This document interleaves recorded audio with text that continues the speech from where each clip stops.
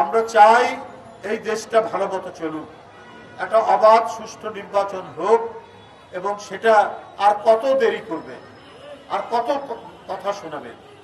আপনারা কেন দেরি করছেন? যদি অন্তর্বর্তীকালীন সরকারকে বলি, ওনারা চুপ করে থাকেন, ওনারা উত্তর দেয় না।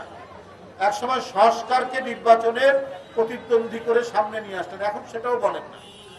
কিন্তু ওনারা কিছু বলেন না। যদি বলা হয় তারিখ দেওয়ার কথা, ওনারা বলেন যে কিচ্ছু বলেন, মাসের কথা সেটাও বলেন। তাহলে আপনারা কি চাচ্ছেন? আপনারা বাজেট দিয়েছেন 7,90,000 কোটি টাকার বাজেট। এই বাজেট তো শেখ হাসিনার সাথে পার্থক্য কি বলুন? শেখ হাসিনার সাথে পার্থক্য কি? শেখ হাসিনা খারাপ লোকরাই তো কালো টাকা উপার্জন করে, সেই কালো টাকা সাদা করার সুযোগ দিয়েছেন। এই সরকারও কালো টাকা সাদা করার সুযোগ দিচ্ছে।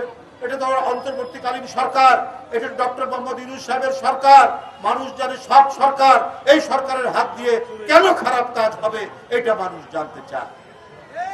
7,90,000 কোটি টাকার বাজেট, এই বাজেটের 23% উপরে যাবে শুধুমাত্র মাথাভারী প্রশাসন তাদের বেতন খরচ মেটানোর জন্য, আর সুদের টাকা মেটাতে যাবে 15% বেশি।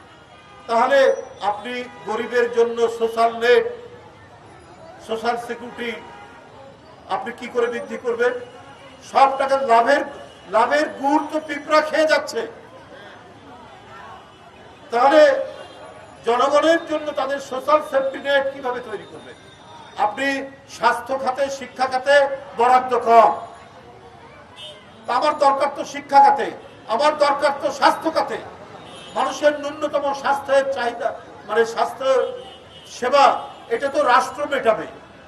ডক্টর ইউনূস সাহেব পৃথিবীব্যাপী অনেক কথা বলেছেন। তাহলে আজকে যখন তার হাতে ক্ষমতা, তিনি তো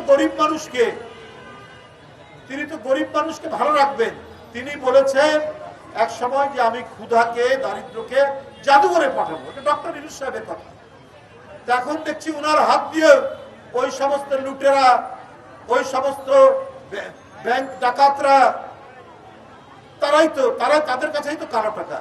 তো তারা যদি কালো টাকার আপনার সাদা করতে পারে, আর আপনার হেলথ সেক্টর, আপনার এডুকেশন সেক্টর, অন্যান্য সেক্টর যদি আপনার বঞ্চিত হয়, তাদের যদি বরাদ্দ না থাকে, সোশ্যাল সেফটি নেটে যদি বরাদ্দ কম থাকে, তাহলে তো মানুষের কল্যাণের জন্য যে লড়াই আন্দোলন 15 বছর ধরে হয়েছে, সর্বশেষে ছাত্র জনতা তাদের আত্মহুতির মধ্যে দিয়ে শেখ হাসিনাকে পালিয়ে যেতে বাধ্য করেছে।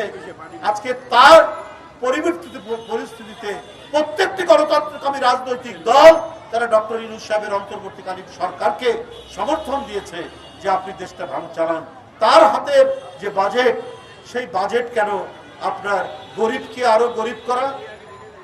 আপনার যে মুদ্রাস্ফীতি, সেই মুদ্রাস্ফীতি কমানোর জন্য যে পদক্ষেপ, সেটা তো আমরা দেখতে পাচ্ছি না। বরং মধ্যবিত্ত, নিম্ন মধ্যবিত্ত এবং নিম্ন আয়ের উপরে চাপ আরো বাড়বে। এটা অর্থনীতিবিদরা বলছেন, এটা আমার কথা নয়।